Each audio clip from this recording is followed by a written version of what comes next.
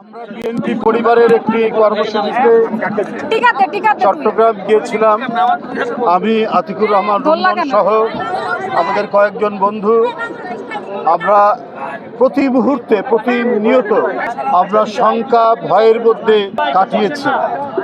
না জানি কোন খবর আসে, এই আশঙ্কার মধ্যে আমরা একটি কর্মসূচি তাড়াতাড়ি শেষ করে কিছুক্ষণ আগে এভার কেয়ারের হাসপাতালে এসে পৌঁছায় এবং ভিতরে আমাদের প্রাণপ্রিয় নেত্রী, আমাদের সমস্ত সংগ্রাম আন্দোলনের প্রেরণার উৎসস্থল দেশনেত্রী বেগম খালেদা জিয়াকে কাচের ভিতর দিয়ে যতটুকু দেখলাম সেটি আপনাদের সামনে টুকু বলতে চাই যে তিনি খুব সংকটাপন্ন অবস্থা থেকে তার সংকট যে কেটে উঠেছে, তিনি যে সংখ্যামুক্ত সেটা বলতে পারবো না।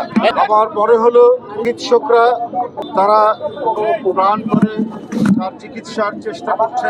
আল্লাহ তাআলা নিশ্চয়ই সারা দেশের মানুষের যে ভালোবাসা, তাদের যে প্রাণ ভরা দোয়া, আল্লাহ দেশনেত্রী বেগম খালেদা জিয়াকে সুস্থ করবেন, তিনি আবারও আমাদের মাঝে ফিরে আসবেন। তিনি এদেশের গণতন্ত্রের নিরাপত্তা, এদেশের রাষ্ট্রের নিরাপত্তা, এই দেশের সার্বভৌমত্বের নিরাপত্তা, তিনি এই দেশের স্বাধীনতার নিরাপত্তা।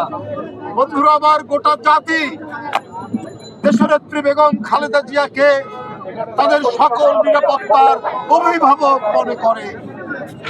তাই সারা জাতি আজকে উৎসুক, সারা জাতি আজকে এভার কেয়ারের দিকে তাকিয়ে আছে। জনগণের ঢল আজকে এভার কেয়ারের কাছে এসে পৌঁছেছে। আমরা অবশ্যই সবাই আল্লাহর কাছে দোয়া করছি, আল্লাহ আমাদের প্রিয় নেত্রীকে তিনি সুস্থ করে তুলবেন।